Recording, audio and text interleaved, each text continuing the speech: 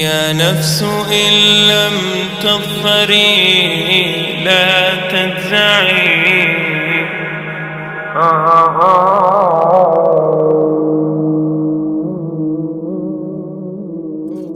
All the praise is for Allah, who is the author of all existence and the most generous to his creation, while he is also the all-compelling. He is the only one worthy of our worship, having no partners, no associates, no sons, no daughters, no one whom he must consult, and no one or anything which has any comparison with him. All the praise is for Allah, who is the King of all who claim sovereignty, the only one who has the right to legislate for his creatures. He is the giver of life. He is the causer of death, while death has no effect upon him, because he is the ever-living, the self-subsisting, the eternal and the only absolute.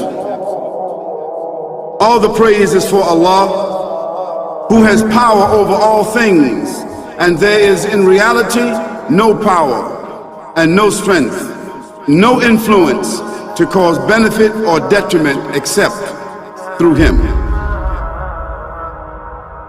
It is he who created this complex world, the seen and the unseen, the evident and the speculative, the earth and all that is on it and everything that is in it.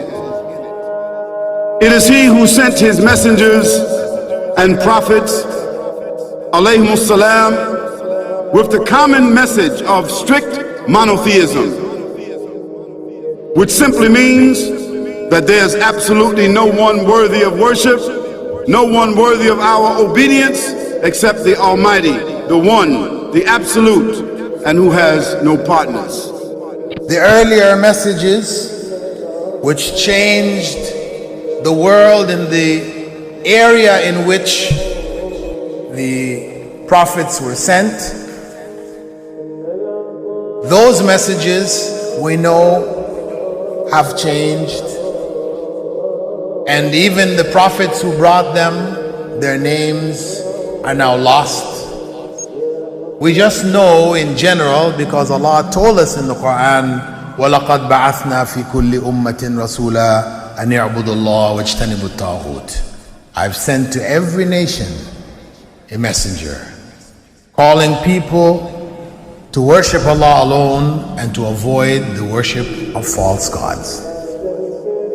This essential message has been preserved in Islam in a way that it was never preserved before. Not because the message was different, because it was the same message, but because of the fact that there would be no other prophets who would come after Muhammad sallallahu alaihi wasallam. So therefore that message now had to be protected. It had to be preserved in a way none of the earlier messages were preserved. Evidently it is what you say you have come to know 40 years back, and what you call the Big Bang is already mentioned in the book which I read, the glorious Quran.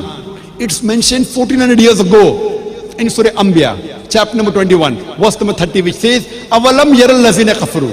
Do not the unbelievers see anna samawati wal arda kanat ratkan fataqnahuma, that the heaven and the earth were joined together and we clove them asunder.